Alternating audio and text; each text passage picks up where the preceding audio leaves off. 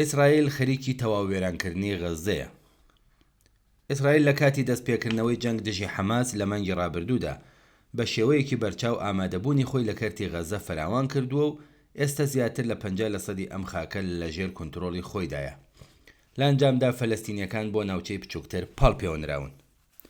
گەورەترین ناوچەیە کە سوپای ئیسرائیل بۆ یەکپارچەیی تێیدا ئامادەیە ناوچە سنووریەکانی غەزەیە، ئەو شوێنەی کە ماڵەکان، زەویە کشتوکاڵیەکان و ژێرخانی فەلەستینیەکان بە تەواوی وێران کراون و بوونەتە ناوچەی نەشیاو بۆ نیشتەجێبوون.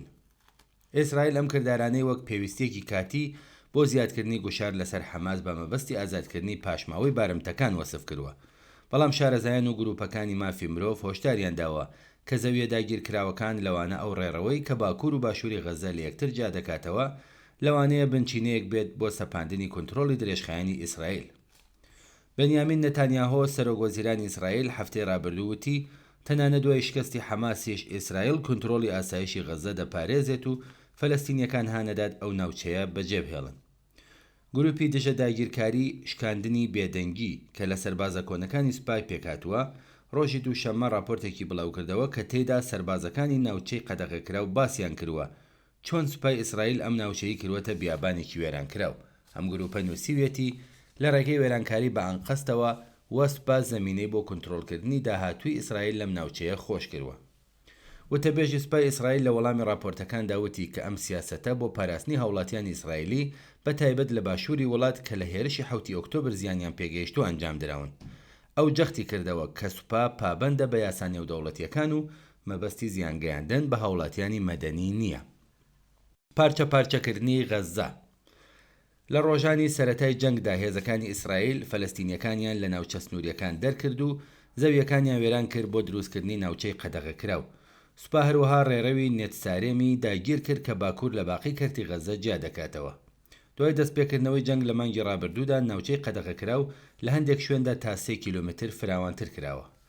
بە پێی هەڵسەنگاندنی یاکۆڤگارب مامۆستای زانکۆی بێنگۆریۆن ناوچەی قەدەغەکراو و ڕێڕەوی نێتسارێم بەلایەنی کەمەوە نیوەی کەرتی غەزە لە خۆ دەگرێت. نەتانیاهۆ هەفتەی ڕابردوو ڕایگەیاند کە ئیسرائیل بەنیازە ڕێڕەوێکی نوێ لە باشووری غەزەدا دروست بکات تا شاری ڕەفەح لە ناوچەکانی تر جیا بکاتەوە. هەروەها ئیسرائیل ناوچەی زیاتری چۆڵ کردووە و داوای لە هاوڵاتیانی مەدەنی کردووە بۆ ئەنجامدانی هێرشی نوێ لەو ناوچانە دەربچن. ئەو گەڕەکانەی کە بوونەتە گردێک لە خاک. سەدان هەزار فەلەستینی لەو زەویانەدا دەژیان کە ئێستا بوونەتە ناوچەی قەدەغەکراوی ئیسرائیل، ناوچە گەلێک کە بۆ کشتوکاڵی غەزە گرنگ بوون. وێنەکانی مانگە دەستکردەکان پیشانمان دەدەن ئەو گەڕەکانی کە پێشتر ئاوەدان و پڕ لە حەشیمەت بوون ئێستا تەختکراون و نزیکەی 12 بنکەی نوێی سوپای ئیسرائیل لەو ناوچانەدا دروست کراون. ئەو سەربازانەی کە لەگەڵ ئاسۆشیدێت پرێس قسەیان کردووە پشڕاستیان کردوەتەوە کە ئەرکیان وێرانکردنی کێڵگەکان، بۆریەکانی ئاودێری، درەختەکان و هەزاران بینا بووە لەوانە دامەزراوە پیشەسازیەکان. یەکێک لەوان دەڵێت کارگەیەکی خواردنەوەمان بە تەواوی لەگەڵ زەوی یەکسان کردووە. شوشە و پانێلی خۆر لە هەموو شوێنێک بڵاو بووەتەوە. ناوچەی قەدەغەکراو بۆتە ناوچەی کوشتن. بە گوێرەی وتەی سەربازێکی یەکەی تانک، ناوچەیەک بەبێ سنووری دیاریکراو بۆتە ناوچەی کوشتن و هەر کەسێک تا مودای 500 متری تانکەکان نزیک بێتەوە تەنانە ژن و مناڵیش دەکرێتە ئامانجی تەقا. ئەو زیادی کردووە کاتێک کە هاتوومە تێرە پێم وابووە ئەوان ئێمەیان کوشتووە، کەواتە ئێمەش دەبێت ئەوان بکوژین، بەڵام تێگەیشتوم کە ئێمە تەنها ئەوان ناکوژین بەڵکو هاوسەرەکانیان، مناڵەکانیان، پشیلەکانیان، سەگەکانیشیان دەکوژین و ماڵەکانیشیان وێران دەکەین. کۆنتڕۆڵی درێژخایەن. هێشتا ڕوون نییە ئیسرائیل بەنیازە تا چ کاتێک ناوچەی قەدەغەکراو و بەشەکانی تری غەزە لەژێر کۆنتڕۆڵدا بهێڵێتەوە.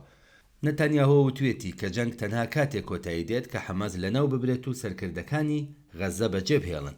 دوای ئەوە ئیسرائیل ئاسایشی ئەو ناوچەیە بەدەستەوە دەگرێت.